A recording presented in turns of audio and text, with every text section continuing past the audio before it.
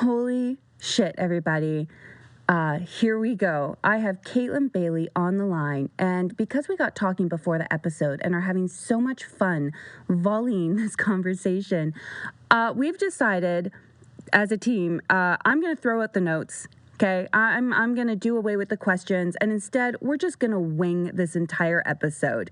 Now, if you didn't already know, this is not a PG-13 show. So if you're squeamish about language, sex work, sex trafficking, you should stop and grab some headphones. Now, before we hit record, I was also explaining to Kaytlin, but I'll recap for you all now here as well, that this space, this podcast, is about honoring the journey towards self-empowerment and healing. So whether you identify as having been sex trafficked, or it empowers you to call yourself a sex worker, if you feel victimized or are celebrating your survivorship because you've experienced abuse and violence as a child or as an adult, we are not here to judge you or to tell you what is right or wrong in how you self-identify. This is your journey. What we hope you will find here is space to process your own experiences and actionable steps so that you can find the right resource for you. Whatever it is that will help you to integrate your past into your future while being able to hold down your present and live your best damn life, that's all we want for you, okay? Now, ours is a conversation going forward here between someone who was willfully engaging in sex work and another who unknowingly had been groomed. The sex industry is a topic I have stayed quiet about for 20 years because, you guys, these are hard conversations to have, to navigate, and even to try to understand.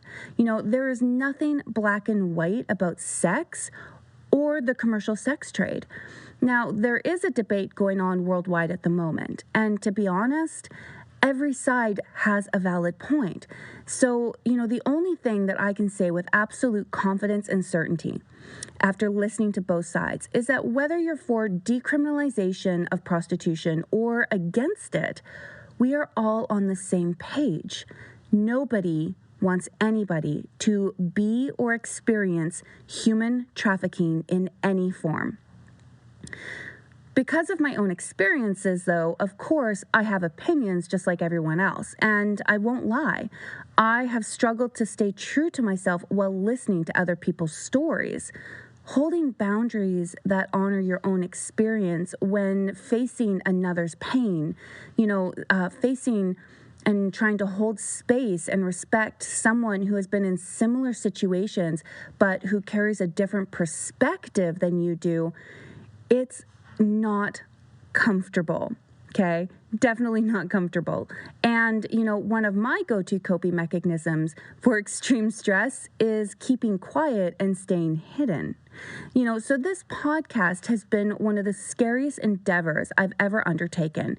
And believe me when I say, my survival instincts have been determined to keep me safe. So this launch has been full of breakthroughs, which, as many of you know, feel and look a lot more like breakdowns. Now, this is why my guest, Kaytlin Bailey, is the second episode of our binge launch. If you haven't heard Kaytlin Bailey before, go check out her podcast, The Oldest Profession.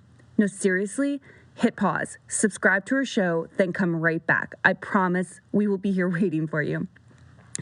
When I first stumbled across Kaytlin's podcast, The Oldest Profession, it was the first time I had heard anyone openly speak about sex work the way that I remembered my own experiences.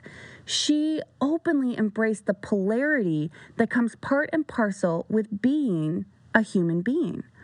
And it was such a relief. It was almost as if someone had given me a permission slip to talk about the joy and love I had experienced while living the life, even though that life was paradoxically under constant threat. One of the things I have found about coming out with an experience like mine was other people stepping in to tell me who and what I was and how I should feel about it. It wasn't just assumed I was told right after my exit from the streets that I was a hooker. I was a drug addict. And while there is nothing shameful with being or having been either of those things, that just was not my truth. Then, 20 years later, when I was finally ready to come out with my story, I was told I had been sex trafficked as a child. Now, that wasn't just hard for me to process. It actually crippled me for a long time because it affected my self-identity. Suddenly being told and seen as a victim, having people apologize for my past felt equally disorienting, almost as though it invalidated everything I had worked so hard to accomplish in my life.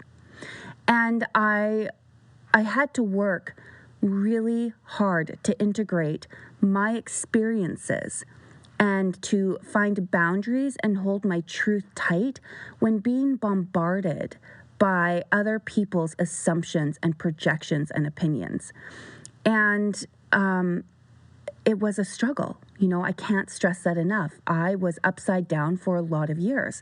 Now, in my conscious thoughts, I have always assumed responsibility for my past. And I believe it was that very attitude that, and fear of stigma, let's not get it twisted here, folks, which allowed me to move on and create an extraordinary life with incredible experiences. Because I held no hate or even anger for what had happened in my youth. And so I was better able to come to an understanding that everybody in our life is a mirror, reflecting back to us all that we are, have been, and or have the potential to be.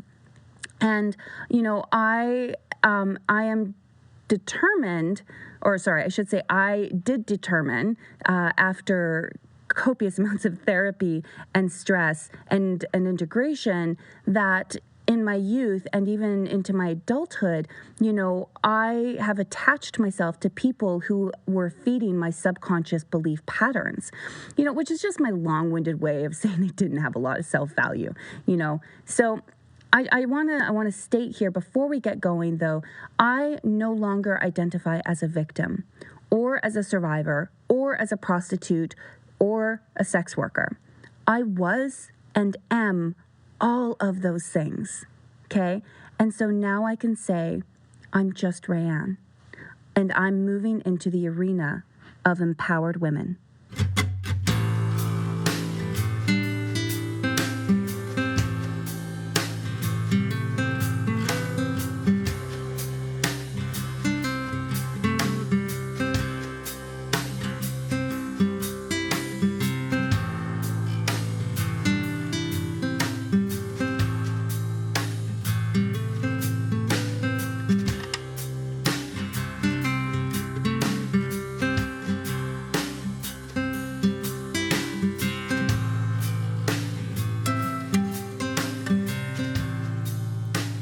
You make me laugh like all the way to the chuckle farm, and I'm so excited. And now that I've run a mile a minute, I would love for you to introduce yourself to everybody that's hopefully tuning in today.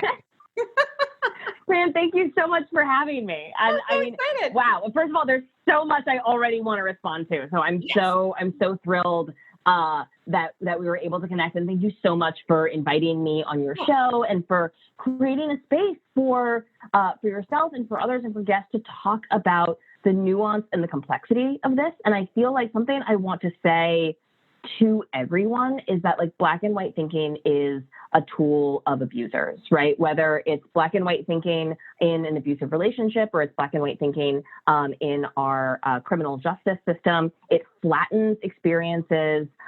It forces people into this like villain or victim role, and it doesn't reflect the human experience. And it leaves everyone, I think, feeling you're like a caricature of themselves, right? You know, people who experience genuine trauma, who are forced to flatten their experience into only the negative, into like a simple black and white storybook, you know, for fundraising or for justice or, you know, for whatever, end up, you know, not being able to fully process that trauma and to integrate themselves fully into the experience of what happened to them. Right. And then on the other side, you know, people that come to this work from a place of immense privilege and curiosity, like I did, feel sort of forced into this a different kind of flattening of our experience, where we have to pretend that it was all Richard Gere music montages, or war will be shouted down as like rape victims without a conscience or whatever. And I see this happen to rape victims, right? I see this happen to victims of domestic violence, where the story that we tell about what abuse looks like, the story we tell about what trafficking looks like, the story that we tell about what rape looks like, gets in the way of people's lived experience within that, and it prevents them from being able to process their own trauma, being able to deal. And so I'm so excited to get to talk to you, because I know that we both have had vast and different and complex experiences in the sex industry. And so, yeah, let's get into it. Oh man, I gotta say, like, one of the biggest stands that I take is that I personally, and I get flack for this. I really do. I don't think you're going to end sex trafficking by ending the demand. Like, let's just start in heavy hitting, balls swinging. Because let's accept the premise that you could end demand, right? Let's just say, right, sure. Like it's 2020. We're dealing with COVID-19, right? So like let's pretend that you could actually like hit the snooze button on, and let's I'll give another conceit, right? Let's pretend that the sex industry is all cis men and all cis women, and cis men are buyers and cis women are sellers, and that's just like the whole economy. So given those two false facts, right, then you're still dealing with folks that are engaging in the sex trade to get their survival needs met, whose survival needs are not being met. So vulnerable people get exploited in this economy, whether they're being exploited in the sex industry or whether they're being exploited in, the food processing, like animal slaughter industry, or whether they're being exploited as domestic laborers, or whether they're being exploited in nail salons, is like less relevant to me, right? People are exploited through violence and coercion and dehumanizing. Like, slavery exists in this country, in the prison system, in this like vast amount of exploited immigrant labor. Like, there are real awful conditions where people are being exploited. It doesn't all, to flatten all of prostitution, right? As equivalent, ends up erasing this huge amount of exploitation that happens, and taking that industry away from desperate people does nothing to alleviate the human suffering that is happening there. It only makes people more desperate. Kaytlin, I love that you took this plunge. It just opens up so many avenues, so many directions for us to take this conversation in. As humans, our brains are wired to seek out safety. And when things are more complicated or things get harder, who doesn't wish for or want a magic wand to make all our problems disappear? Which is how I see this sexy soundbite of end the demand. I feel like it appeals to the vast majority as the answer to end trafficking, but I feel like we're forgetting this important piece, which is that people are messy, and our true history tends to be overlooked or dismissed, and that leaves us all culpable, or maybe I should say, we're all capable of feeding ourselves half-truths, right? And I feel that by not addressing this flip of narrative that is currently taking place within our society, which is that, the old narrative is that prostitutes are all nasty women. And this new one I see flooding social media, that real men don't buy sex. I feel like we're just really backing ourselves up into dangerous territory. We're really boxing ourselves in and setting ourselves up for disaster here, right? Because, this type of thinking, it only leads to more shame. It forces people to lie out of fear about their mistakes, and it forces them to deny any and all wrongdoing and to project this image, of not perfection, but of I would never engage in X, Y, and Z, which is where and why the trafficking of sex flourishes. This is what traffickers feed off of, right? And I think, if people are scared to seek help in any capacity, be it the John and or sex workers, if they're terrified to go and see a professional for help, this is where everything gets swept under the rug, and nobody benefits in that scenario, right? And it's been my up close and personal experience that you can't exploit people who have done the work to heal themselves, people who are sitting in their power and their eyes are wide open. They're capable of meeting their own needs in a healthy way. When it comes to sitting in your personal power, that's when we can take the term vulnerable, and it becomes a place of strength and power. It's the word vulnerable. No, it's no longer a weakness or an opening for others to exploit you. And so, I guess I'm saying my soapbox statement is, and will always be, I think, maybe, I don't want to completely commit to that, but we form relationships and we invite people into our space, into our lives, who will validate and feed our needs and or the narratives that we're subconsciously adhering to. So, even if we don't understand why we're engaging or why we're attracted or why we end up in certain scenarios, I think that we need to look deeper into the patterning of our childhood. But in the case of a sex worker and a John, you have two people who have an arrangement that is somehow, some way meeting their needs. In the case of sex trafficking, you have this triangle, and it's still the same story in a way. People are, they're still seeking to have their needs met, but there's just this far more insidious catalyst, which is that the trafficker, that this exploit, that the trafficker is pushing their own agenda in here. But still, this exploitation is taking place due to an ecosystem that is out of balance, an ecosystem that was created with the rise of patriarchy. Let's go back.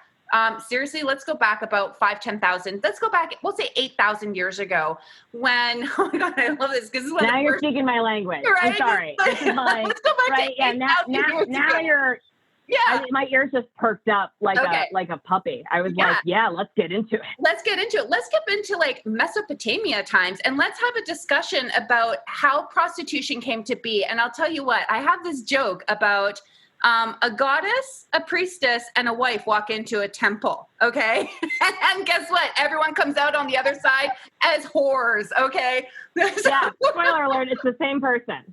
Right? And they're all the same fucking person. And so, you go back 8,000 years ago, let's talk about how the priests decided they wanted a little bit of power. And so they took their position as acting priestesses, where they used to wear the crown of birth. They used to wear phallic breasts and little capes, and they were there to act as like intermediates between the great Mother Earth and the people. And they went, oh, we want a little bit more power. So guess what? We're going to turn Inanna or Isis or Ishtar, whoever you want to call her, the great goddess, we're going to turn her into Hera, and we're going to turn her son Dionysus into Zeus, and we're going to separate and fracture women's personalities. Yeah. No, that happens during, this is the transition into the Greek period, right? Yes, so like when it was transition. Yeah, you get a lot of examples of like matriarchal cultures because of course, right? Like you can't have a patriarchy if you don't know who the dads are. Like it doesn't work out, right? So when you have a culture where women have like actual sexual freedom, right? Whether they are serving time at the temples of Ishtar, working as like temple priestess prostitutes, or whether they simply have the basic bodily autonomy to choose whom they engage in sexual relations, if it's not like a super enforced monogamous. I'm in a monogamous marriage, right? If it's not like super enforced monogamy, then this whole idea of paternity, right, which is the predecessor to patriarchy, is impossible, right? And you don't really start to see that until the ancient Greeks really start imposing this. And you're absolutely right. It starts with the devaluation of the goddess. It starts with the desecration of the temples of Ishtar, and I feel like the denigration of whores and whorephobia and that shame that serves no one. Right? I started this. Black and white thinking is a tool of abusers. Shame is another tool of abusers. Absolutely. And so. Like that feels like a construction that was used literally to sorry, it's 7:30 my time, and so like I feel like I used all my words today. Yeah. So I'm just like I'm running on empty. I'm running on like caffeine and gas. So it's like she's just running her mouth. It's like a little bit. But the desecration, the denigration of, you know, what Simone de Beauvoir called the second sex, right? And this sort of false elevation of men over women is very, very dependent on controlling the sexual behavior of women. And in order to do that, you really have to denigrate the sacred whore.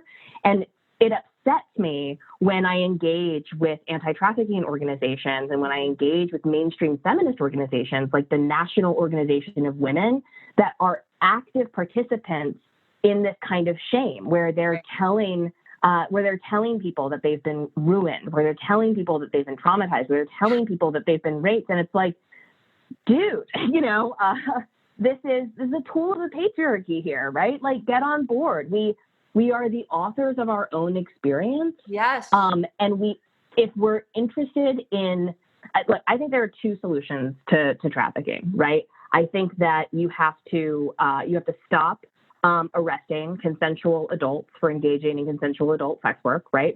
Which will free up people who are engaged in the non-exploitative part of sex work to actually report abuses against them.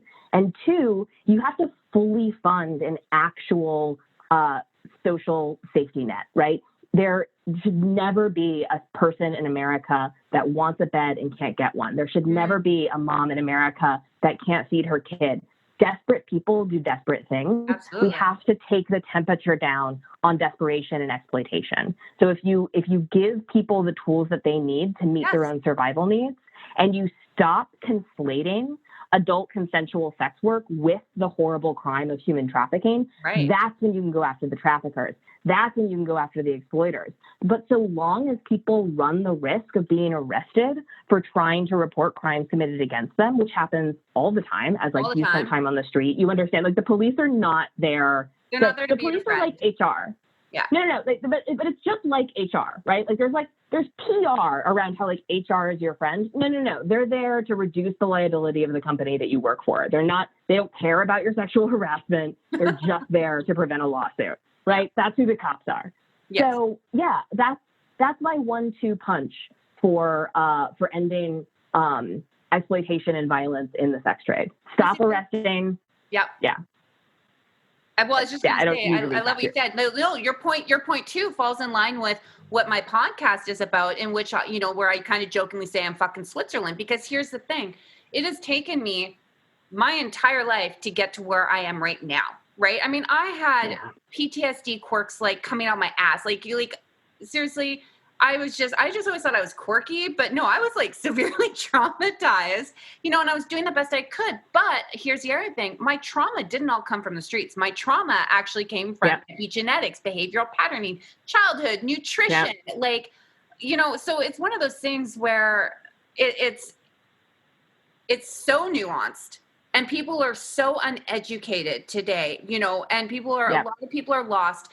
And we've gotten so far away from, honestly, connection and social bonding that I know I just feel like we're not just our own worst enemies. We're actually our neighbors' worst enemies as well in a lot of cases. And so my whole stance, like I said, is to provide people. I want people to have access to this knowledge. It's my website. It's straight up a free resource site for ways that you can empower yourself, because I'm here to say, you know what, guess what? I truly believe that there are a lot of big-hearted people running the organizations, but I also know that there's so many people out there white knighting shit where they want to feel good about themselves and they want to take some kind of control or some kind of stand in the world. But a lot of people haven't gone on like an inward journey.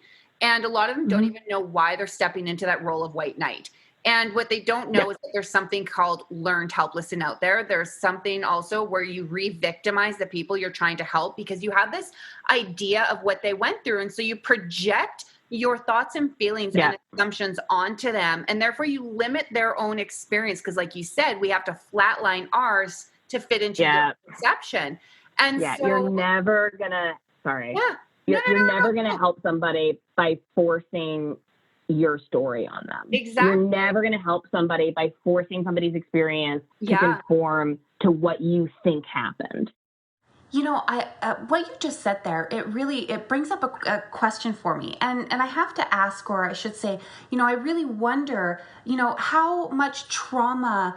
Or how trauma informed the people that join these organizations are when they get going, because I'm going to relate a story here, which is when I was first stepping into this space, I was just so gung-ho. I wanted to be of service, make a difference. And so I reached out to a bunch of people online, and offered up, and because I was at the beginning of writing my book, and I was like, hey, I'm writing this book, and I would love to give it to you guys. I think that it would be, a fantastic complimentary. It would help all of the people that are working in your field to have a better idea of what's going on in the brain of a child here.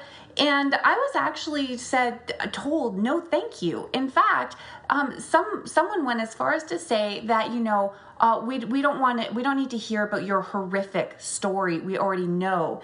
And that projection of these assumptions of what had happened to me was partially why I had remained quiet for 20 years. It was this slap in the face, like, hey, we don't know you, but we know your story, and so when I was first stayed quiet about my experience, it's because, at the time it was assumed that I was, a drug addict and a whore, and then when I did finally come out, it was assumed that, I had been, severely abused, and that it was a horrific experience and a horrific story. And for me, it wasn't the case, right? Like, I never viewed myself as a victim, and I still don't view myself as a survivor. To me, I'm just me. I'm somebody who has, created a life, and I'm a lot of things. I've been a lot of things. I've done a lot of things. Been a lot of places, and I built a life that I'm so proud of today. And so, when I hear, a day in the life is a lifetime sentence, that's just not been my experience. And I feel like when these people project and tell me that, oh, you have a horrific story, I feel like they're devaluing me as a person, and I think that that's such a slippery slope to go down. It's another form of violence. Yeah. Right. It's very dehumanizing. It's very patronizing, and it's not a way to build trust. You see similar patterns in missionaries, some of the horrible, violent history of the conquistadors. And there's a very old dynamic of people coming in from on high, yes, right, to bring charity, yes, to their lessers. They confuse compassion with pity, right? Yeah, yeah. And that's my inner Chucky doll comes out and raises his big butcher knife, and he goes, eek! The minute I'm like, I smell pity. Fuck off. Absolutely. And people respond, and it's so funny is the wrong word, but it is interesting to watch, otherwise smart people that are offended when somebody else offers to pick up the check, right, at a dinner party with friends or whatever. They're like, no, of course I have this.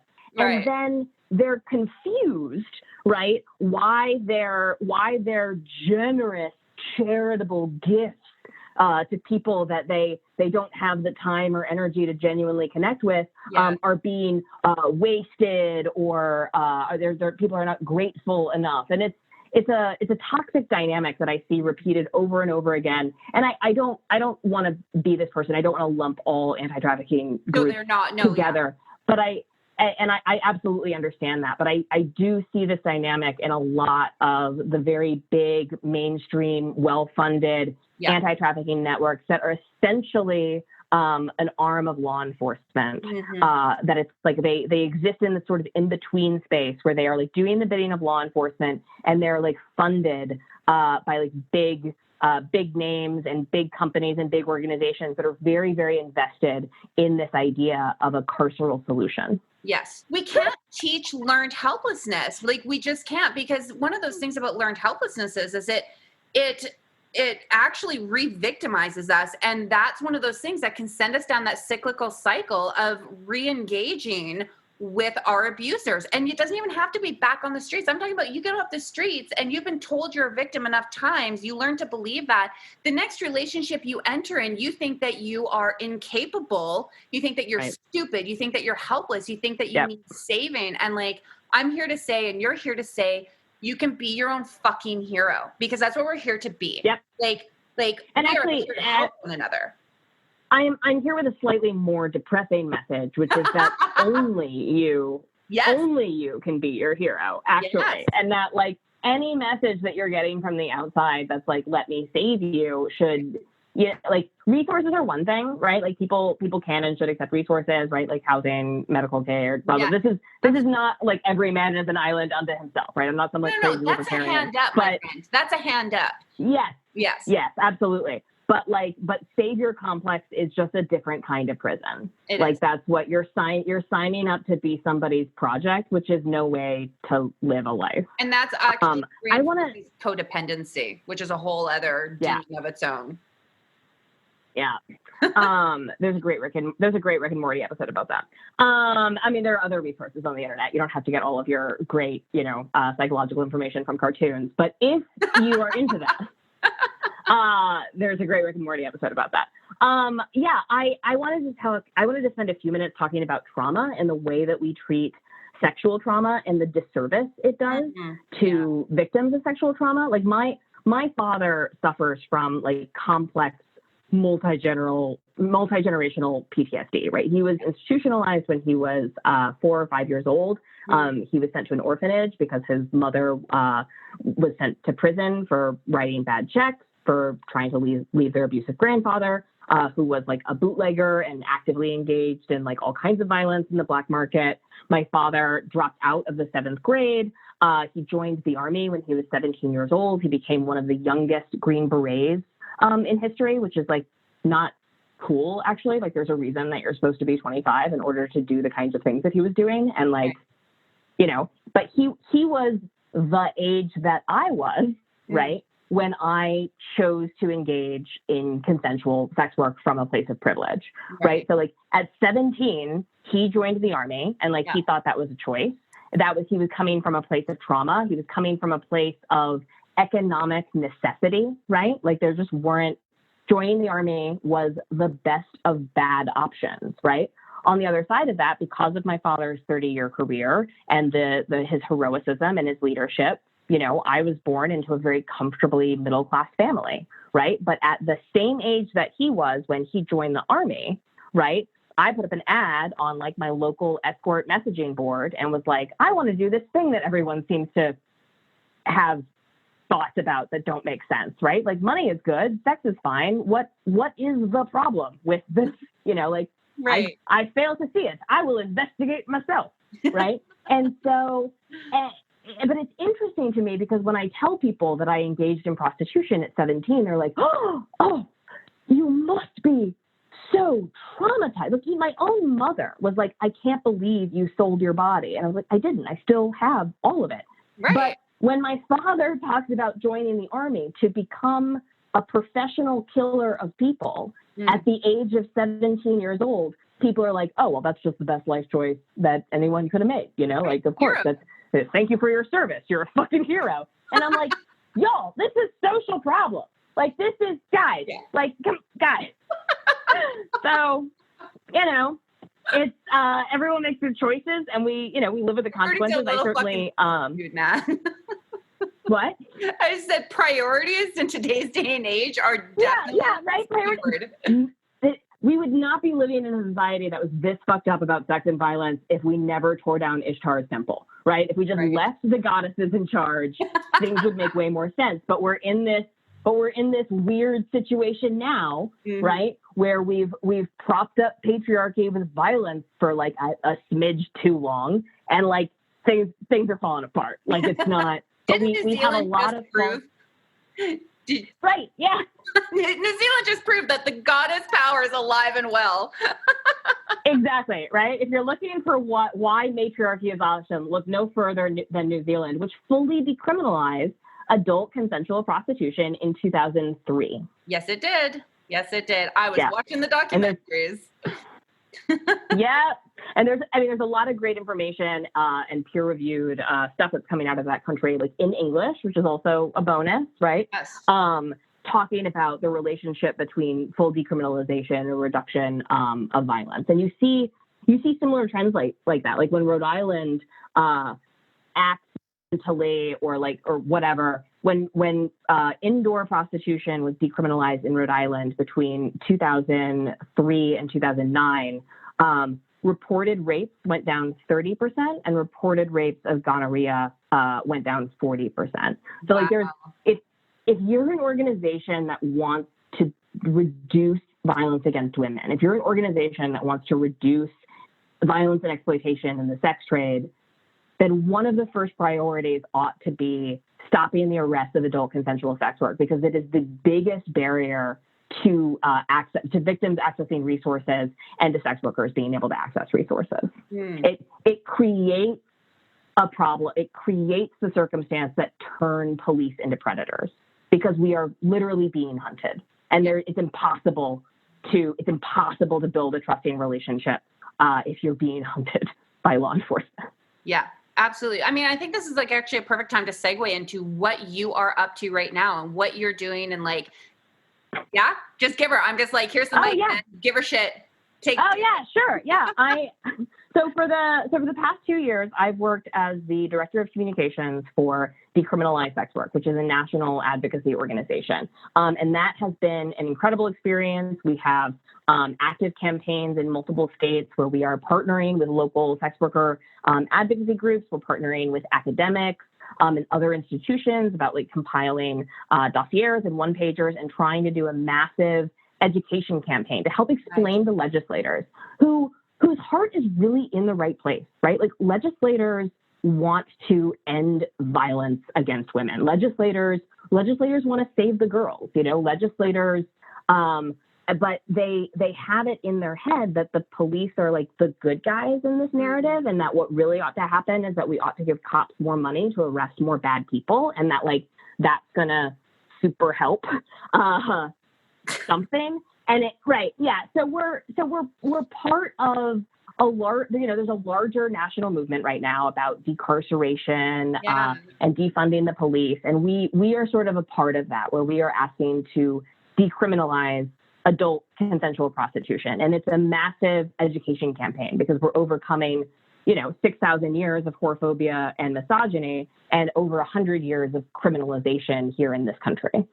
So that's what I've been doing for 2 years. And one of the things that I've learned working there is that I don't know if it's like how I'm wired, or that I can't work for other people. It's like, I'm not comfortable with it. I feel like my experience in the sex industry, for how privileged it was. And like at 17 years old, I was like my own boss and like making my own schedule and doing what I want. And ever since then, I've just been a nightmare of an employee. I won't do what you say. That's awesome. Even when I was working at Starbucks, they were like, somebody shit in the bathroom, you have to clean it up. And I was like, I don't consent. Like, I didn't deal with fecal matter at $400 an hour. I'm certainly not doing it at $9.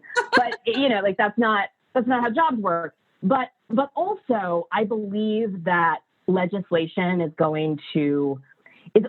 legislation on this issue is only going to come if we can change the stories that we think that we know about sex work. Love and that. So I started a production company called Old Pro Productions.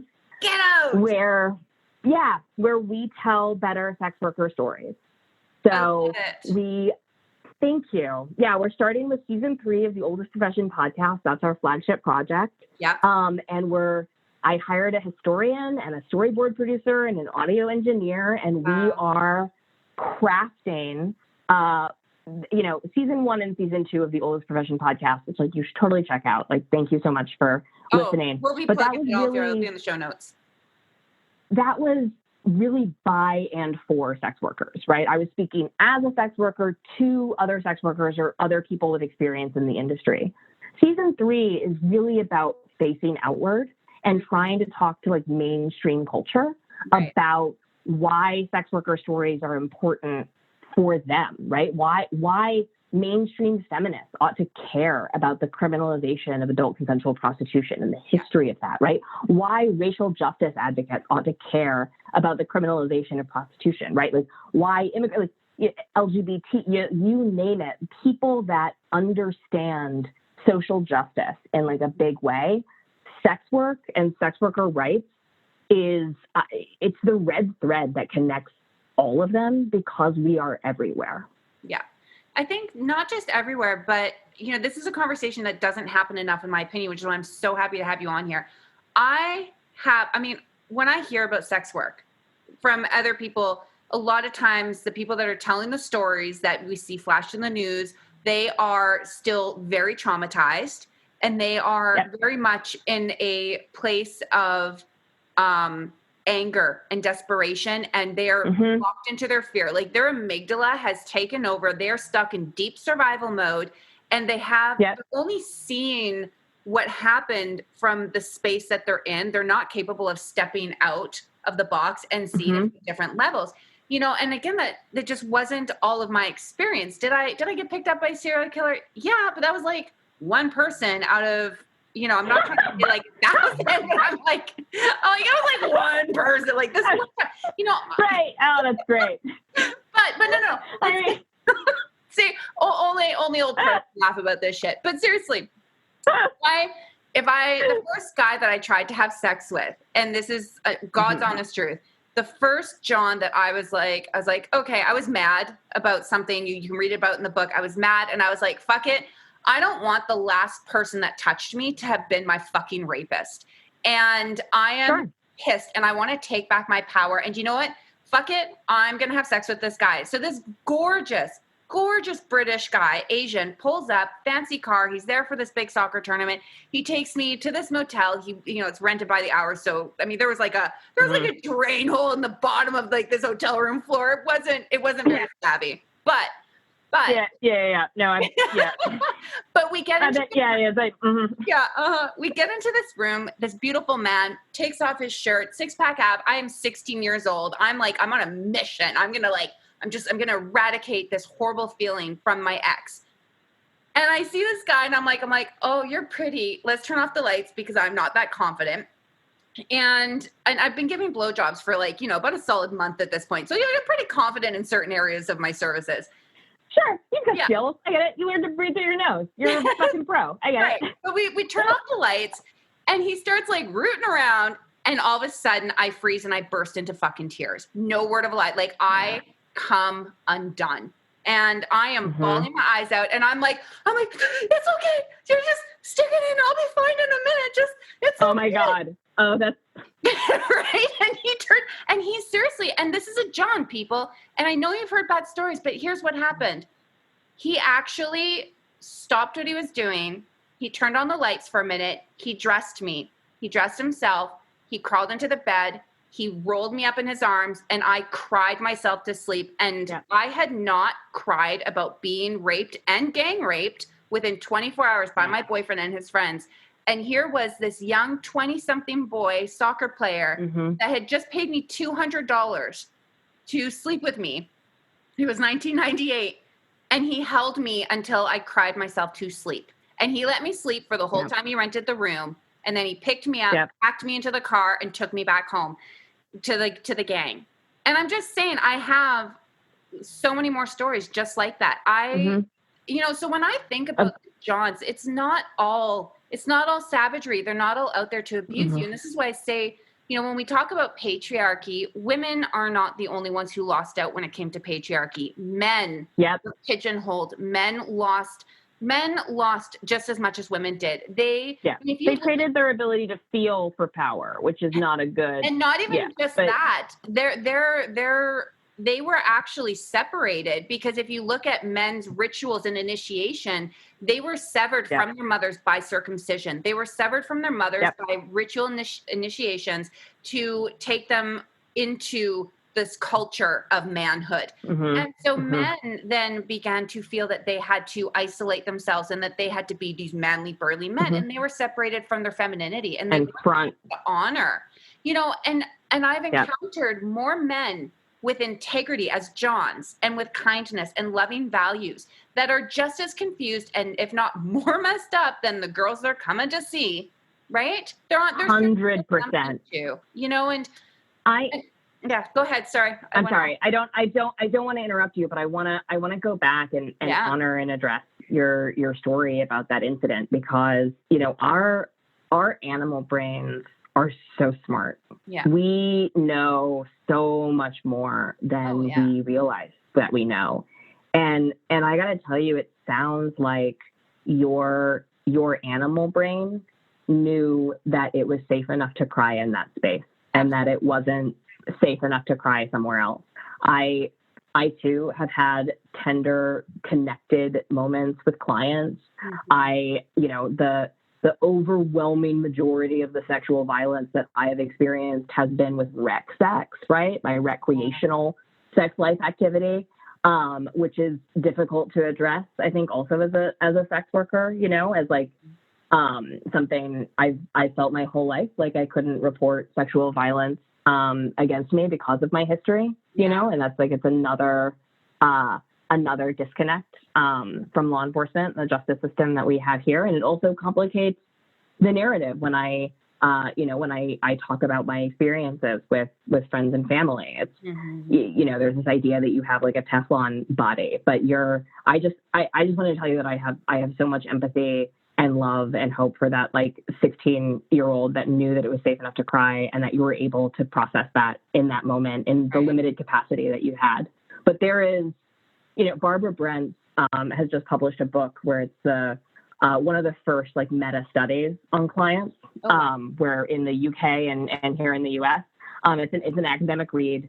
You know, it's a lot of numbers and a lot of figures, but one of the startling discoveries that she found was that men that self-reported that they saw sex workers, also self-reported higher percentage rates of like feminist beliefs than men that self-reported that they did not engage the sexual services. Well, that makes total sense. Which I think is like right, of course.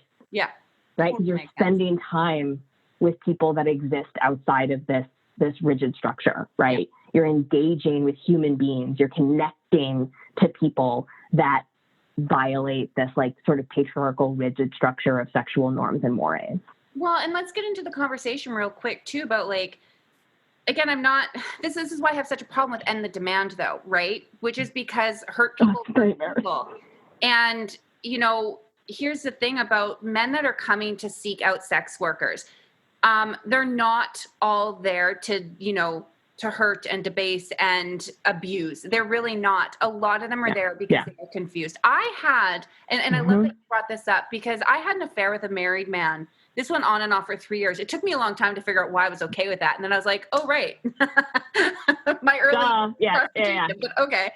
But my point.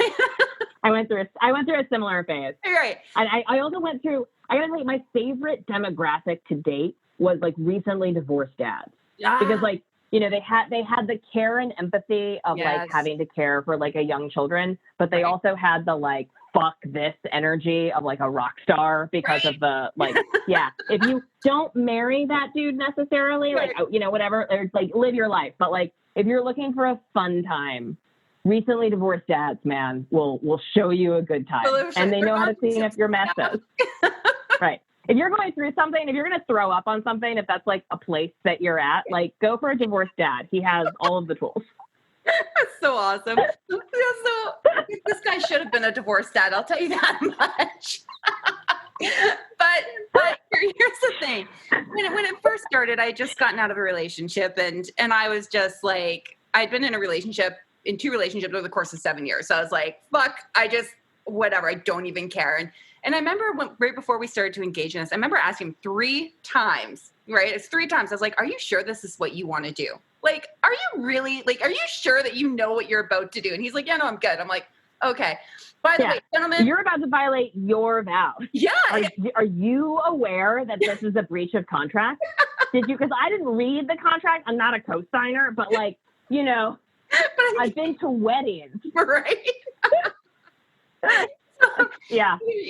Here's another fun fact. Gentlemen, if you are balding up there, but still growing out your curly hairs, take your hat off before you get into bed with her, because I'll tell you what, the shock factor when you rip someone's hat off and you're like first time engagement and you think you're going to run your hand through this gorgeous curly mane and you hit bald, you freak a little. It's like nothing prepares you. Yes, that's an old pro tip. If a man wears his hat to bed, don't touch it. There's a reason for that. Leave it where I learned this the hard way. Ditto socks. Oh. Do not make a man take his socks off. That's not. Don't do it. Then you did that to yourself. He tried to wear his socks for you, but no, you insisted. You wanted to see them nasty toes up close. That's on you. That's on you. Oh my God, I love it. But yeah, so it's just like I'm just having the most fun. I'm sorry, where were we? I'm sure it's something traumatic. But here we are. Married dude. So we're married dude, yeah. And like it is on and off, and there's like some weird stuff, and you know, and he comes in there and he thinks he's a cougar. He's like, fuck yeah, I'm gonna pounce and I'm raw, you know, hear man roar. And like I kept telling him, I'm like, baby, you're like a declawed kitten. Like straight up. I was like, you think you're in this for like the pound and ground, you know, but you are not. I'm like, you get in this and like you get all caught up in your emotions. He put his forehead up to my forehead once and he like looked me in the eyes and this is, I was still working through a lot of my trauma at the time in case you guys hadn't figured that out by my married man comment. And I'm like, here in the headlights, I'm like, why are you looking at me? He legit was like, are you okay? And I was like, no, because like, you're looking at me. This is so uncomfortable. I swear.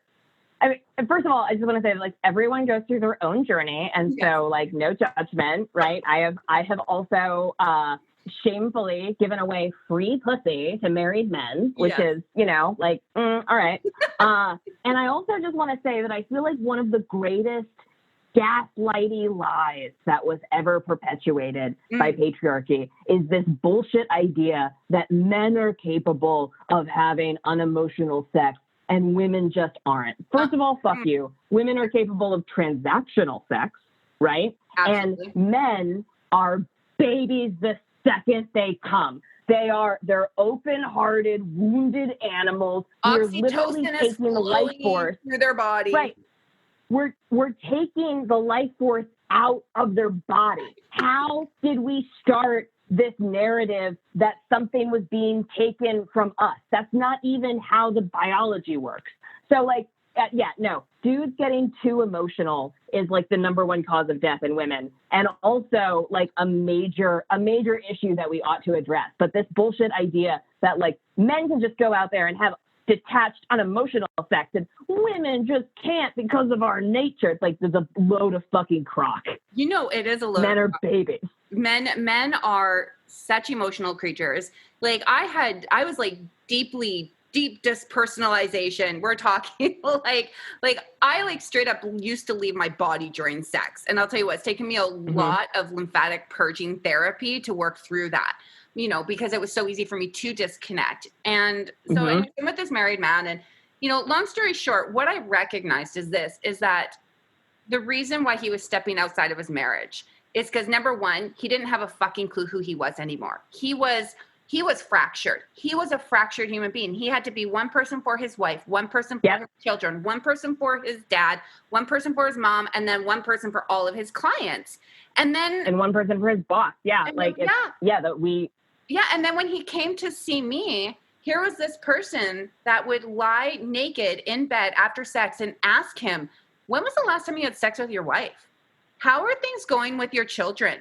What is going on with you? And I remember that's what he said. He goes, one of the things that blows me away is that we're lying here naked and we've just had crazy intense sex and you're asking me what's going on. And I said, well, yeah, I said, that's because I love you unconditionally. I was like, I love you unconditionally. And I respect that these are all the different parts of you. And here's the thing. I said, you don't actually love me. And I knew that. I was like, but you love who you are when you're with me. Because when you're with me, you are not this fractured individual hiding from yourself. And I said to him too, I said, listen, your relationship with your wife is your own. You know, we've had the talks about why you got into this, but let's have a real conversation. And let's just agree on the fact that if your relationship with your wife was built on the respect of friendship, that you guys would have the foundation that would have enabled you to have the conversation as to all the problems that you're facing and why you're searching outside of this relationship, trying to find satisfaction or just self-approval or validation or respect, whatever it is you're looking for. Number one, you're not going to find it in me. You're not. You just like how I make you feel. But that's what I mean about men being disconnected from men, and that the early patriarchy and the separating men from women and inviting them into this toxic manhood culture, it's also, they're hurting just as much as we are, right? Because they don't know who they are either. No, you're 100% right. It's grounded in a culture of violent, hierarchical, sort of like constant fronting, I think, for lack of a better word, is that like male culture is all about like denying vulnerability and trying to chase after status in whatever that capacity is, right? So like sometimes it's violence, sometimes it's money, but it doesn't matter what it is. It's about this accumulation of status, which disconnects you. I think, it's the death of connection. And so one of the gifts of being an escort at 17 and 18 and 19 years old, right? When I was like super young, right? Before any serious efforts on my part at a serious partnered committed relationship, was being able to spend time with men who were in long-term committed marriages that were just convinced that they'd married these like fragile, childlike people that were incapable of holding complex truths. And even at 17, I was like, I don't know, if you haven't had sex with your wife in 5 years, I bet she could handle that, like, I bet, like, I'm like, I don't know. I've done some reading. I feel like maybe, I mean, you've had children with this woman. You own property together. Is that my understanding of how it works? I don't know. I don't know. But, I vowed a couple of things in the beginning, right? Sort of like before my feminist awakening, there was a little bit of like, I'm never going to be that woman. Yeah. But really what it is I never want to be in that kind of partnership where you're doing an impression of yourself. Yes. Right? Yeah. And so, I got married in October. We're still new at this. The pandemic really hit us for surprise. We're living out in the country together, 24 hours a day. And that is not the life that either of us signed up for, but we're talking about it and we're engaging with it and we're staying open and communicating. And like, that is something that I didn't want to marry a man for his status, and I didn't want a man to marry me for my ability to prop up his false ego, you know? And so, like Trey, I don't know, I want to go into our love story a little bit because I brought it up, but Trey and I actually met when for those of you that are listening at home, he had to come in and help Rayanne, well, not Rayanne, but me, solve the tech problems because I don't know how any of the machines work in our house. It's whatever. But we met in high school on the debate team, actually. And we were like not friends. We were just both doing the same activity. He was 19. I was like 14 or 15. He was a freshman in college and I was a freshman in high school. But he had gone to my high school and was like coming back to travel with the team for the debate tournaments and like sort of work as an assistant coach and a judge. And he was like not interested in me at all. I was like this obnoxious 14-year-old. Like I grew up to be a shock jock. Like it's not, early version me was like obnoxious. So, but we reconnected in New York like 15 years later and we started off as friends. It's like such a cliche, but we spent a lot of time together, not trying to date. And then, it became what it was, but it's just a really, really different way of doing relationships. Yes. I think than what we are taught. Like there's so much transactional, exploitative, codependent messages in like love songs and love movies and love narratives in this fucked up culture that we're in. And so I feel very blessed to have found a real friend. Well, and I love that you brought it up like that too, because like you said, the type of partnership that you were willing to engage in and to lock down with, that's the kind of relationship that allows for interpersonal growth And then, and I think that it honors the relationship in a way that you can ebb and flow, where it's like you can pull back, but you can come together with your truth. And I think that when you build that friendship, like what you talked about, that's when you can come and say, listen, I'm struggling right now with my with my persona, or I'm struggling with my identity, or I'm having these feelings and I'm feeling disconnected, and they know you so well that I think that's our biggest fear, why a lot of relationships break down, or at least it's what I saw, not just when I was, a prostitute, not just when I was sex trafficked, not just when I was engaging in relationships, but just throughout my whole life, which is that rejection. It's that fear of rejection. And so we actually end up self-rejecting. We reject our own needs in an effort to please other people, to seek validation, because we're terrified of supporting ourselves. And I feel like that comes back to, really where we started, that we allow the story that we're telling ourselves about what should be get in the way of what is. And so a relationship that's based on the marketplace, right, where people are projecting an image of themselves, trying to connect with the highest status or hottest or richest or like whatever, whether you're engaged in direct prostitution or whether like this is the way that you do dating, right? You're constructing a persona and the fear that your partner is going to see you as a fraud, right? To see the real you. That was the thing that plagued my clients, right? These were like overwhelmingly middle-class, successful dudes in the triangle that had like all of the accoutrements of like adulthood and financial success, that were terrified, like cold sweat, nightmare fear that the people that were closest to them in their life would wake up and realize the charade one day. And I feel like that really, really comes with the way that we do love relationships in this culture, but really the way that we do relationships in this culture. Yes. It's about projecting an image and the fragility of that. It's unsustainable. Well, I love that. And, and again, that feeds right back into this whole end the demand, which is, the only way you're going to end the demand really is not to finger point and put shame and blame on one gender.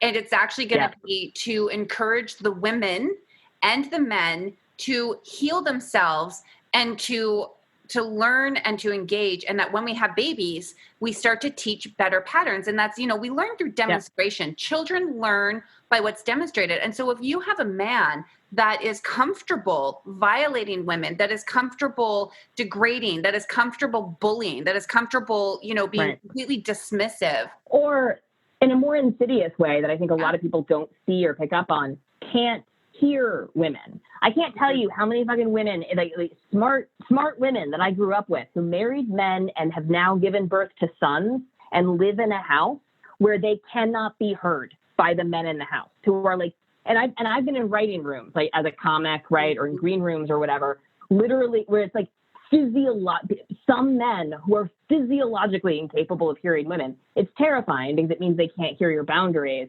but it's also disconcerting and like sort of dehumanizing. You feel like you're living in this like twilight zone where your voice doesn't matter. And it's insidious, even if there's no violence, right? Even if there's no overt aggression, that dismissal and erasure of your partner's voice is just toxic. I mean, there is actually in men's brains, they do have the ability that women don't to turn our voices into white noise. That's disturbing. I talk about it in episode 2 with Dr. Llewellyn Bryson-Dine. But you're right, exactly. It's one of those things where if young boys grow up witnessing what you are demonstrating, right? So these children are witnessing and you are demonstrating being disrespected or being ignored or being undervalued. Or these things. These are children that from the ages of like in utero to the age of 7, their brain waves are processing and laying down a pattern, a synaptic flow, a basic understanding of what they will grow up to be like. And that is what is running, it's this automatic fallback playbook that they fall back into when they're not being completely present in life. And so if we as women, and this is why I say, you're not going to end the demand, you're going to end it by the day that women start healing themselves and men start taking accountability. And everyone has to take accountability for their own healing journey. And I'm not saying that, it's not your fault technically, although that's a whole other conversation if you want to get into vibrations and spiritual side of it, what it is that we're asking and welcoming into our life. But, when we as women take accountability for the partners that we are bringing into our lives, the children that we are raising, and we consciously demonstrate what healthy relationships look like, that's what's going to bring the end to vulnerability. At which point, if you want to engage in sex work, give her hell, dude. Like, that's your choice. Yeah. People out there, this is what a lot of people forget. When it comes to sex work, there are people out there who are socially, what's the word I'm trying to, inept. They are socially inept. There are people out there who have disabilities. There are people out there who need physical touch, and physical touch develops oxytocin, serotonin, dopamine. It helps create connections. It helps them to re-engage with the world. And they need people in this world who are comfortable with their sexuality, who are comfortable with their bodies, and who are capable of providing that connection. And so that's why. Have you seen the sessions? Yeah. Yeah. Right. Yeah. Such a good film. And I agree with you. This this caricaturization of Johns as being like fundamentally being predatory, I think is not a figment of the imagination, but like a projection. It feels like a projection to me when people talk about that. There was something that you said that triggered this nugget of wisdom that I got a while ago that really changed my perspective, which is like, just because something is not your fault doesn't mean it's not your problem. Mm-hmm. I love it. And I feel like we spend a lot of time distancing ourselves from blame for life circumstances. And a lot of that is very justified, right? We live in an unjust, exploitative, violent world, and horrible things happen to people. Mm-hmm.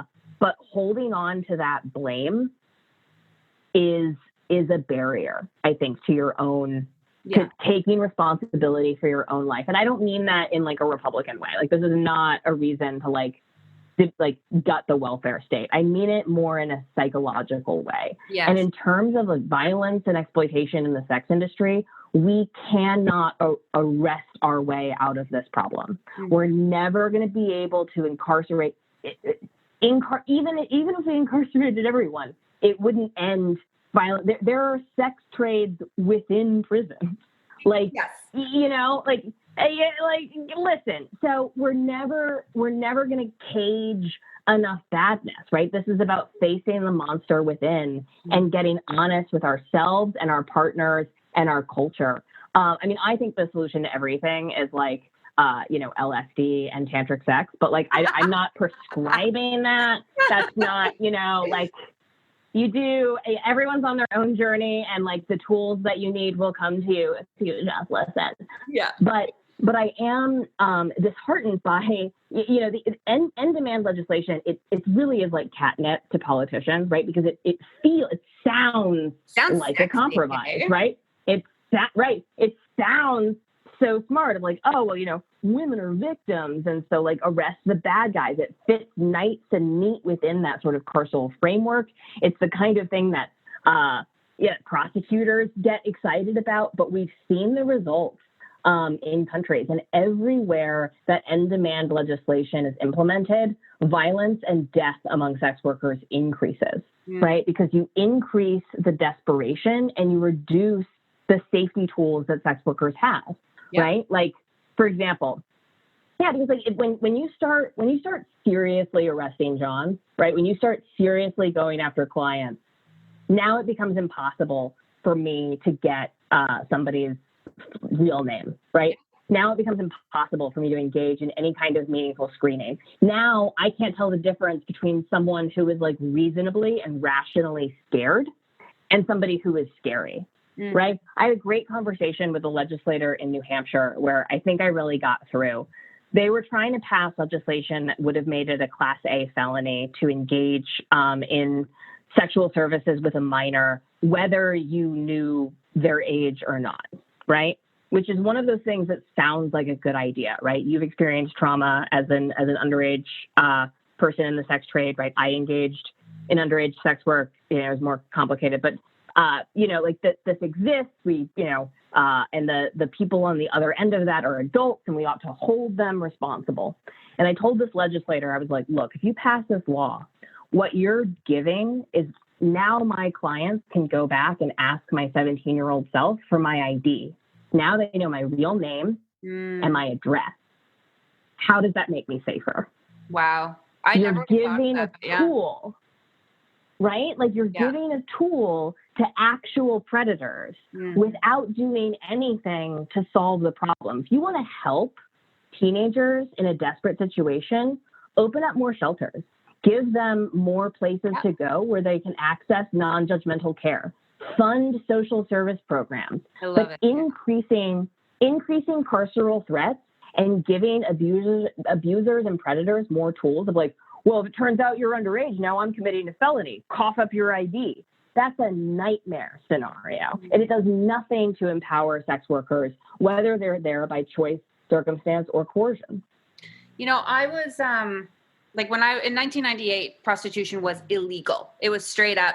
Didn't matter if you were underage. There was no such thing as underage sex workers. There was no such thing as sex trafficking. You were a prostitute. You were a hoe. You were a whore, and your ass was going to jail. And I'll tell you what, they threw girls away like garbage. And, and I mean, that's just proof and fact of, mean, if you look at the Highway to Tears, if you look at our history of the amount of women that went missing when prostitution was illegal, the amount of women that went missing in Vancouver is actually, they don't even have a total for it.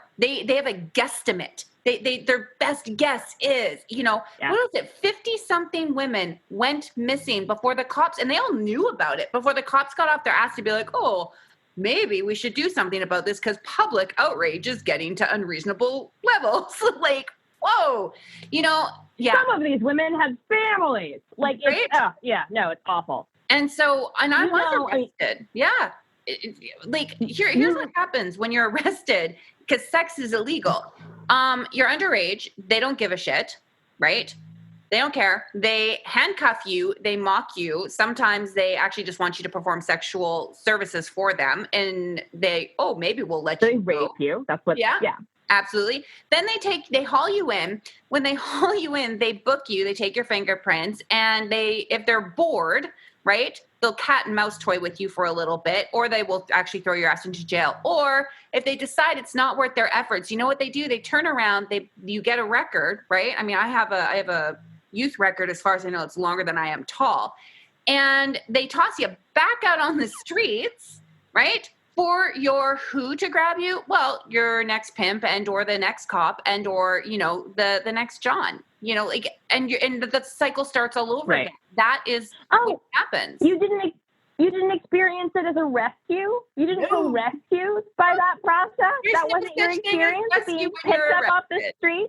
Right. No, there wasn't a white knight who came and saved you from your, and that's the thing is that we're seeing now a lot of anti-trafficking rhetoric, being parroted by law enforcement. But I think it's really important to understand that the tools that police have not changed. Yeah. When an anti-trafficking raid occurs, it's the same process.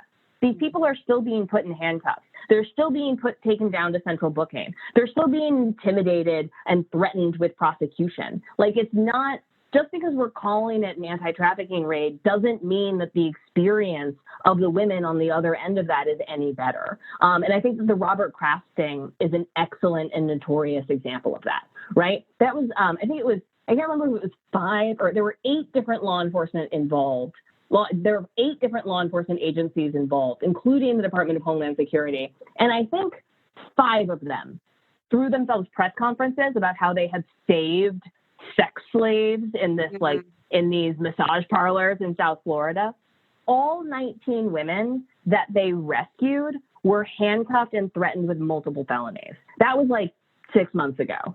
So, I mean, there's all this money. 89% of the federal money that was earmarked for anti-trafficking efforts last year went to arresting consensual adult sex workers. Wow. It went to arresting people for engaged. It's like, we don't need more surveillance equipment. We need more shelters, right? We need more social services. We don't need to be giving cops more toys.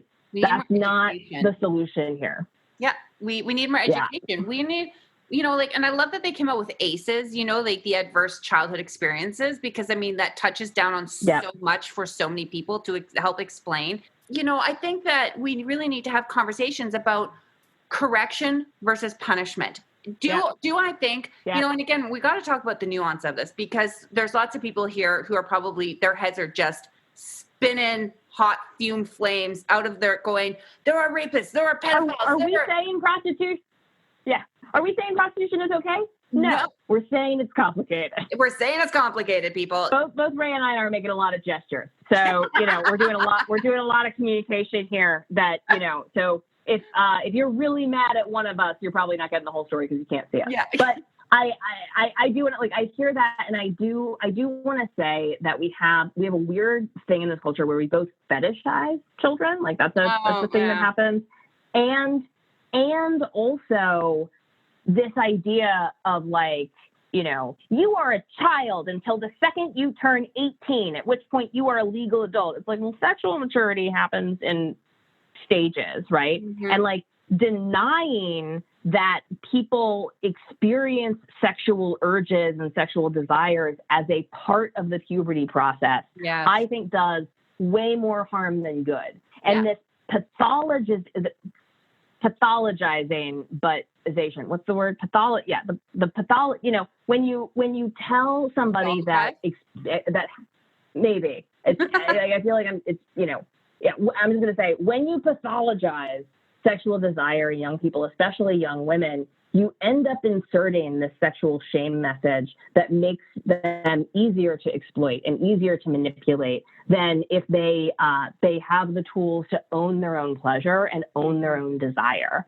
And so I think we do ourselves a real disservice by denying that process, right? Because it's like, if you're the adult in someone's life, that's like, if somebody does sex to you, then they're the devil. And here's a lollipop and shut up. They're going to be more drawn to somebody that's like, yes, I am very open to the sexual experiences and desires that you are having. I think that is natural and normal and would like to engage with you on that. That, like you're opening up a can of worms that I think pushes people into potentially exploitative and abusive situations. Well, so like, I think it's important to acknowledge the spectrum of sexual development, but it's hard because people panic, because it's easy to panic, Well, and I think that brings it perfectly back around to shame, right? So like, let's have a real conversation. My breasts, by the time I was like 14, were straight up coming in at a double D. I've had a breast reduction. Girl, we have the same story. Right. Yep. Here's the thing though. Yep. The first time I was just talking about with my girlfriend, Kathy, about this, who she's like 20 years my senior. She's one of my best friends. Known her since I was a little girl. We were at a cutting horse show and I came out of the bathroom and Kathy, who was like in her 20s, late 20s, early 30s, was full on topless. And I had, to that day, and I think I was about 12 years old, I had never even seen my own mother's breasts. I had never seen breasts. Right. And I'm like staring in the face of this fully mature woman. I'm like, there's boobs out. There's boobs out. Like, and I'm a girl who's about to have my own, but I don't even know what they look like, because there's so much shame involved in women's bodies. So much shame. And in a way, this goes back from everything from school dress codes to the way that like uncles feel comfortable talking to their nieces. It's just a whole world of fucked upness. Like I also developed early, right? Mm-hmm. I went from like being flat chested to having double D's, and it happened like the summer before the 7th grade, and like nobody could handle it. Right. Because you're a 12 and a half year old walking around with a woman's body. And I think people genuinely forget that breasts are something that happened to girls, right? It's not something that I like saved up for and got at the mall, but everyone in my life was acting like my tits were something that I had done to them, right? That like I was, right. And so it created it, you know, there's a lot of tension between my mother and I. She gifted me her body shame, as we do from generation to generation, right? Like, you know, my grandmother did it to her. You know, it made my father uncomfortable for like acknowledging the elephant in the room. It changed the relationship that I had with other adults. It became something that people felt comfortable commenting on. And it felt like my body didn't belong to me, that it was now, you know, and yeah, like it's something that I think that we have to acknowledge. And also at 17 and a half years old, when I started escorting, I was advertising myself as like a 21, 22-year-old communications major. And the men that I was engaging with were not looking for barely legal, pedophilic. Like if you were looking for a 17-year-old, you would have rejected me. I did not look like that. And so I think it's unfair to pathologize the clients that I had during that period who I lied to, right? Who engaged honestly with me in the, like, you know, what we set up. These are not pedophilic monsters, right? Like it's even though they engaged in sex with an underage person. Well, you know, it's interesting too, because I was 16 when I was working on the streets, and I worked with a girl who told me she was like 13, 14. And she looked like, dude. Yeah. She looked like Cindy from the Break, like, straight up. And she was not engaging in sex. She was doing oral like I was. Like when I first started out, until I got kidnapped, I was doing strictly oral. And except for that time I tried, but you know, my epic $200 fail. But anyways, but the 13, 14. I mean, you got to keep that money, right? Yeah, I totally kept that money. Oh, good. Okay. Yeah, of course. Great. Just checking. It was I'm like, don't be, right. But, you know, she was only 13, 14, and chances are she probably could have been 12. Interesting. You know, and was she engaging with men who are looking for a girl that young? I can't say because, you know, like she was on the streets and I was 16 and I looked older. And do I think she looked 13? No, she had budding breasts. She had a big bubble butt. Like she was thick, you know, I wouldn't have guessed her as a 13, 14-year-old, but she was definitely young. But here's the other thing. What's curious for me is when do people think about the pimps? So one of our pimp at that time was a madam, right? Interesting. A madam who had 2 daughters, P.S., who was keeping us at her mother's house, P.S., right? And so, you know, and she was knowingly dressing this young girl up and sending her out. And so when we talk about age and we talk about pedophilia and we talk about Johns, you know, was this girl bringing in as much money as we were? We all kind of lied about how much money we were bringing in on the streets because it was a point of, you know, pride and whatever, right? But realistically, I got in way more vehicles than she did. Yeah. And like, I want to throw that out there. Like, it's a falsehood that the majority of clients are looking for super, super young girls. I mean, there is a huge market for mature escorts, right? Like men in their 50s or 70s who are looking for a woman in her like 40s or 50s or whatever, like somebody that they can like actually engage with. This idea that there's this huge hunger for like barely legal, it's, you know, pedophilia is a disease, a mental illness that it's, you know, like you can talk to psychiatrists about how often that presents itself, but like the physical signals of sexual maturity, right? Pubic hair, breasts, right? Curves, that happens on a spectrum of ages. And we end up pathologizing, I think, like a really broad range of I don't want to say, I'm not saying normal sexual activity in the context of like your trafficking or even my sex work, right? Like I was running from stuff too, right? Like I was searching for an identity and my like escort character provided that for me, right? Like you don't just become a teenage prostitute. Like things weren't awesome at home, but you know, but like I wasn't the victim of like violent abuse. There was no substance abuse in the house. Like my parents are like within range, right? Like, and doing their best, right? Like my father's unacknowledged, undiagnosed PTSD and my mother's like own trauma from her like very abusive background. But this pathologizing or this pretend, again, it comes back to where we started. Black and white thinking is a tool of abusers. Well, and I think too, I mean, that really brings up an excellent point of conversation, which is choice. You know, at what point do other people get to step in and decide whether or not your choices or your reasons are valid enough for you to be allowed to engage in this thing? So this comes back to the 13, 14-year-old. So we get picked up by the cops one night together. I mean, my face is banged up really bad. I had just been beaten hard down by a pimp. And she looks fresh and bright as a daisy. The cops pick us up for prostitution. They can't actually push it through. We weren't engaging with any Johns, right? Mm-hmm. So they dump us at a halfway house, right? They dump us at a halfway house. And she right away goes and calls for the pimps, okay? And I said, what are you doing? Let's run, right? And now I've been through pimps with this girl, okay? So like that's a whole other you know, our paths kept crossing, which happens in these kind of situations. And I'm like, holy shit, let's go. And she literally looked at me and was like, nope. And I'm going, how bad? Like she won't go into the halfway house because she probably knows if she do at some point, she might get thrown back in the foster care or wherever it is. So she is she's at 13, 14 years old, actively making a decision that wherever it is that she could be, is worse than going back to her madam pimp who's putting her on the street. And now here's the thing. I think. Go ahead, sir.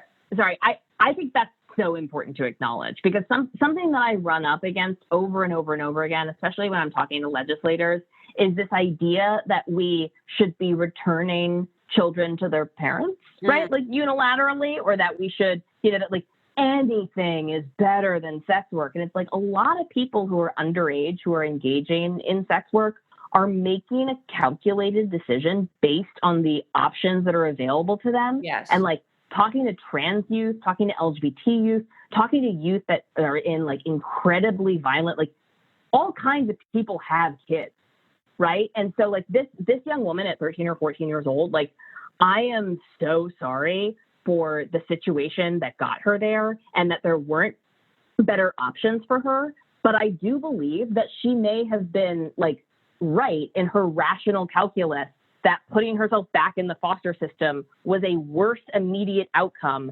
than going back to this madam and engaging in sex work. And that I think is something that we have to be able to acknowledge if we're going to have a prayer's chance in hell of being able to offer effective services to people in this situation. Because like a calculus is in fact being made. I talk about it repetitively in my book, that I made constant calculated choices constantly. My brain was analyzing everything, and it was calculating, you know, it was going, okay, you know, even in a conversation I'd be having with a guy, and if he was hitting on me too strongly, in like 3.5 seconds, I had to make a decision as to how I was going to respond to him. Because I had to figure what was the best outcome for me here. You know, was I going to allow him to be degrading? Was I going to, you know, clap back and be sassy? Was I going to like put up this front and be like, fuck you and rah, rah, rah?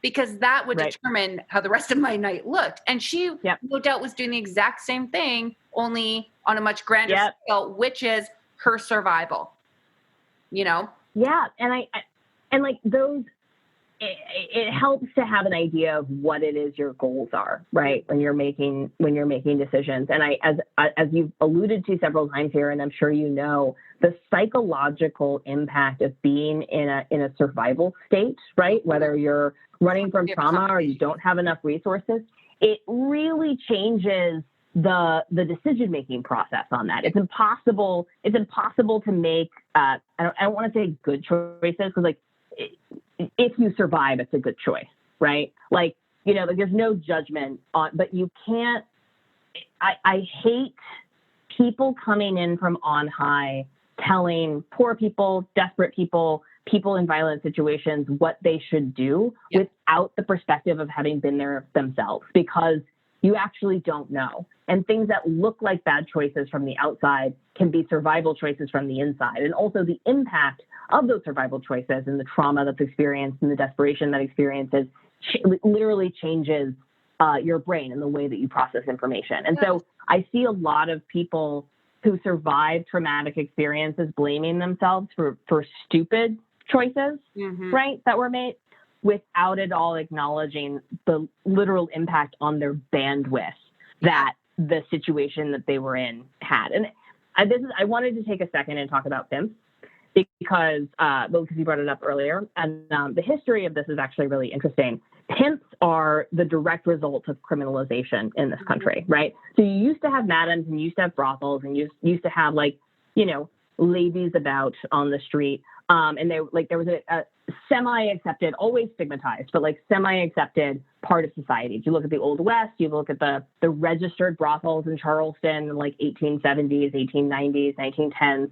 But during World War I, 1917, and it accelerated in World War II, the military criminalized prostitution as a way to try to crack down on STDs.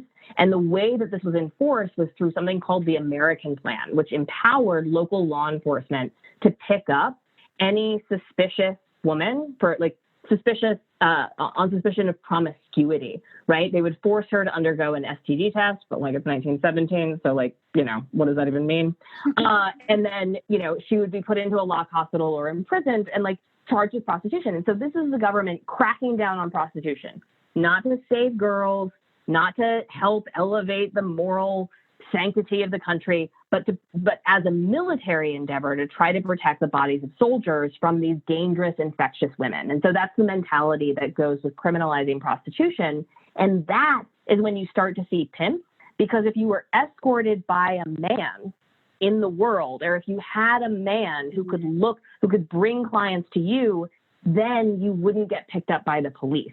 So pimps originally entered this ecosystem to protect sex workers from police, but they're not a part of the ecosystem before criminalization. And so without criminalization, you don't have pimps. You don't have people running a black market if it's not in the black market. And also I would say when I was, I want to tell you my own, legal technical pimp, but not my experience of this is not what you think of when people use that word. So I was 17 and a half years old, running around, putting up my own ads, running my own business, right? I'm an entrepreneur.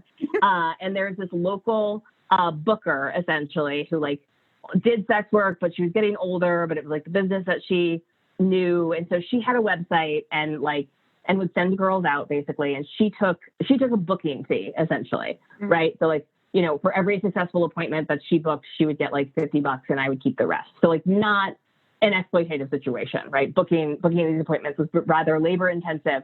And so she took me out to lunch and was like, do you want to work for me? And I was like, oh my God, yes, I'm still in high school. My phone's ringing off the hook. Can you please? And she asked for my ID and I wouldn't give it to her. I told her that I was underage and I didn't want her to have my home address. And she told the messaging board that I was messaging on not to erase me, not to let me do it until I turned 18. And she said, the day that you turn 18, you can work for me. I'll promote you as an independent, whatever you want. But what you don't understand, she's it's not that I think you're too young. That's not what this is about. There's no judgment. But if you get caught, this is a national story on CNN about child sex trafficking. But if you wait until your 18th birthday, it's a misdemeanor and everyone moves on. But you're a threat to the whole ecosystem as an underage person in a way that you're not as a legal adult. And so on my 18th birthday, I called her out. We maintained sort of a relationship, and I did end up working for her for the next year or so. But she was a real sweet, she was a guide, and she provided real services. She booked appointments, she vetted clients, she was always there for insider advice, using a makeup sponge as a tampon, kind of stuff, like, oh, that would have, yeah. We had a good relationship, but she would have been charged with pimping, trafficking, right, all the federal crimes, today. So there's a broad spectrum of people that exist in that sort of like third party area, right? Connectors, right? Because like not everyone's an entrepreneur, right? Some people, like if you just want to sell pussy and you don't want to like build a brand, there's a place in this ecosystem for people that connect, providers to clients. But the violence of the black market is a direct result of criminalization. Well, I'm actually really like curious. If you weren't running from the police. Yeah, that's actually a really cool story. I did not know that, by the way. So I learned something new every single time I listen to you.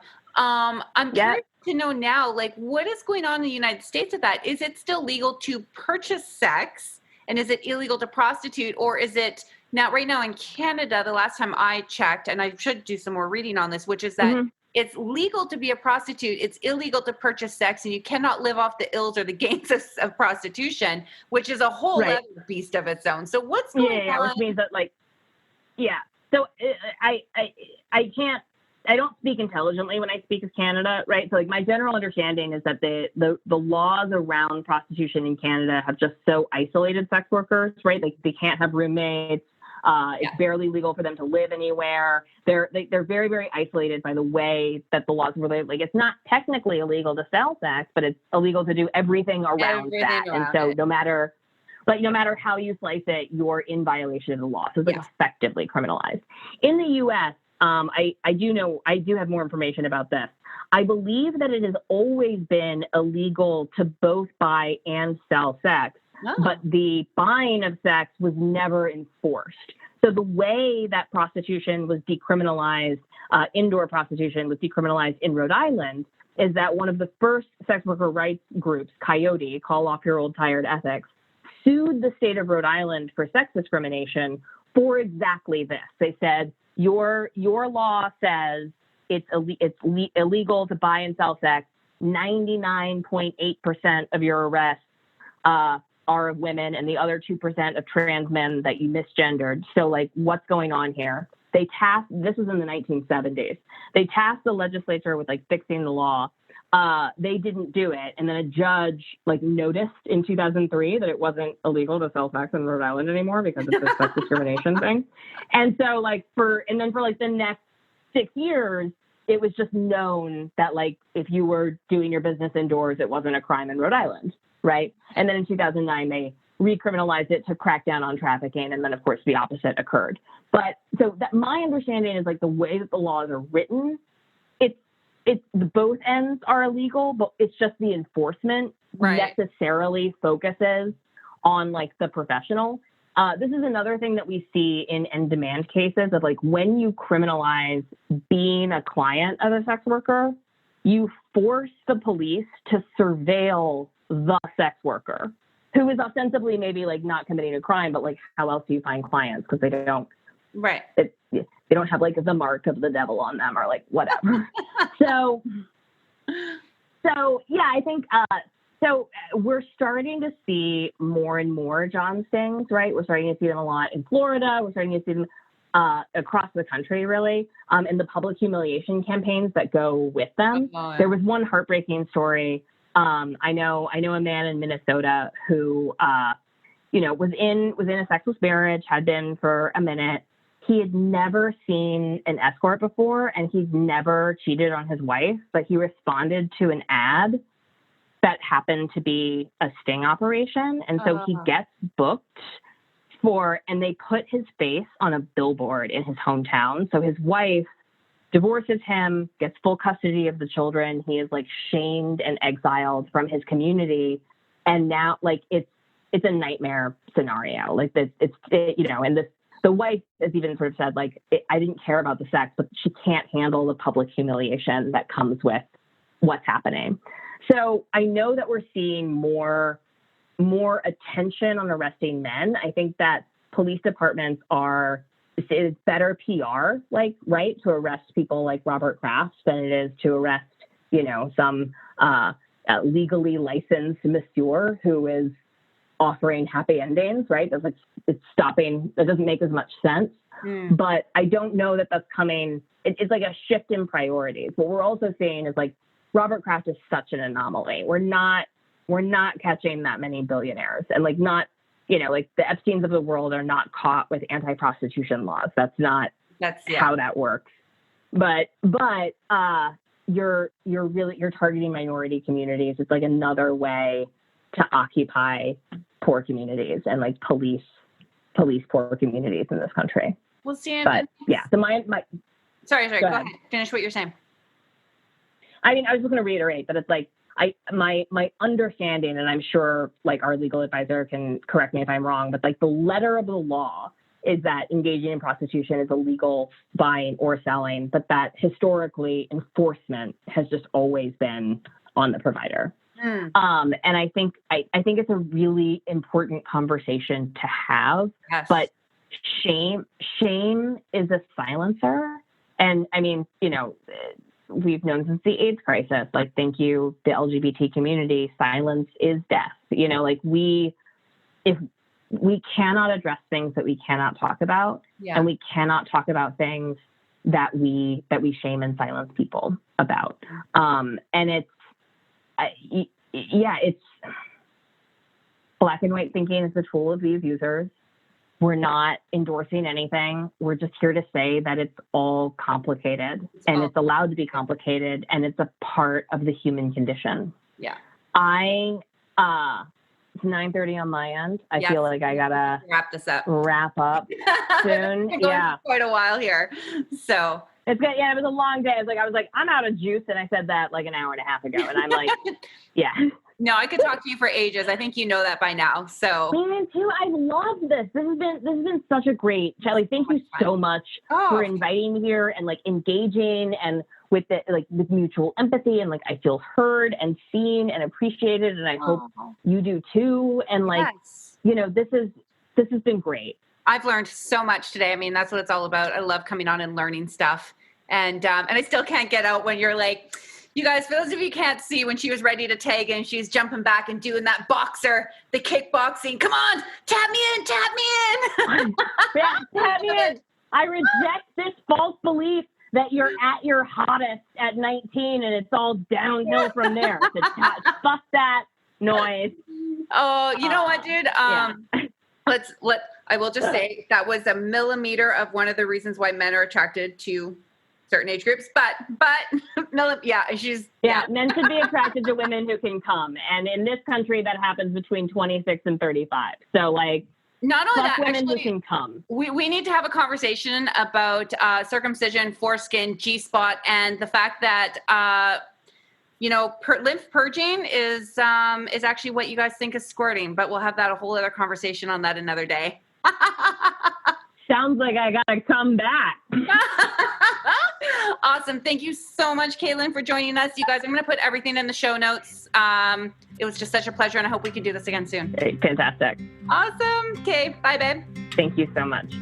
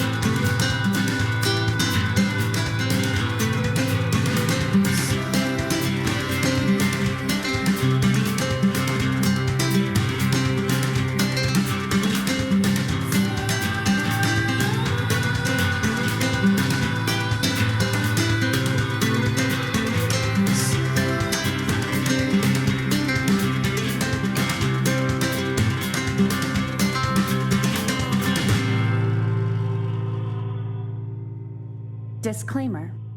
This podcast is for informational purposes only and does not necessarily reflect the opinions or viewpoints of the host, producer, other guests, or sponsors. I, Rayanne K. Irving, am not, nor have I ever been, a doctor or therapist, and none of what I say is intended for professional or medical advice.